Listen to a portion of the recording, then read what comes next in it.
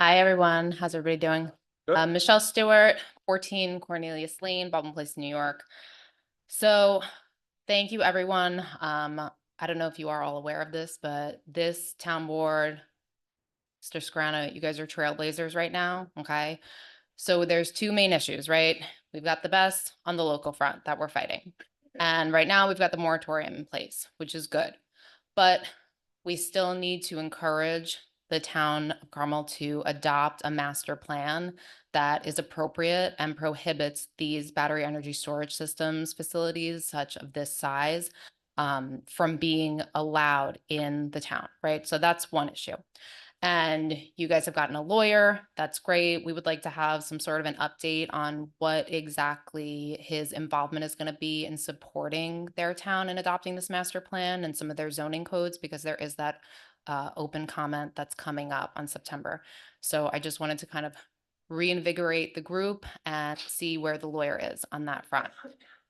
So the second issue is that with what's going on locally, there's something different going on more broadly, right? So we know New York State and people are talking about this. So the state is trying to pull home rule. Okay. So what is that going to look like? Right now, Bess is not under Rapids. Okay. It's not being part of this green energy movement where the governor is going to be able to put these green energy projects wherever she would like. And Somers is doing an amazing job in trying to work in legislation that is going to prohibit it here locally, should the best be taken out of that or kept out of that.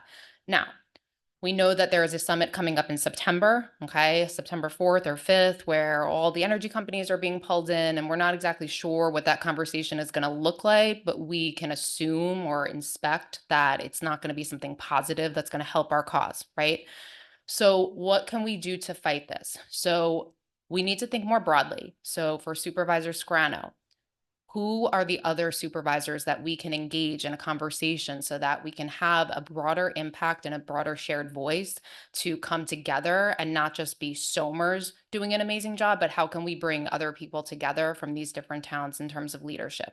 Okay, this goes complete, it flies in the face of, whatever side of the party line people are on. This is not about Democrats or Republicans. It is truly about what is safe and making sure that people like you who've been voted in can actually control what is going to go on in their backyards. Because should Bass get pulled into the budget come January, which I'm going to go ahead and guess that Senator Harckham is going to try to put that bill right back in. It's going to be part of the budget, right?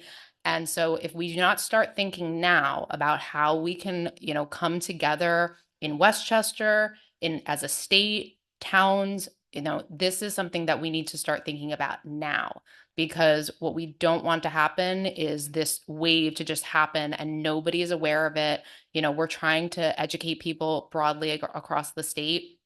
But like I said, you all have been trailblazers in supporting this movement. And so our ask is that you continue to do that. So I'm going to ask that you engage other town councils in discussing how can we come together? How can we be prepared for what this fight is going to be?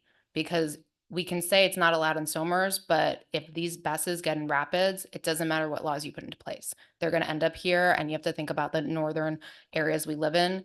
There's a lot of open land, and these things can be put on public or private land. It does not have to be state-owned land. It can be put on private land.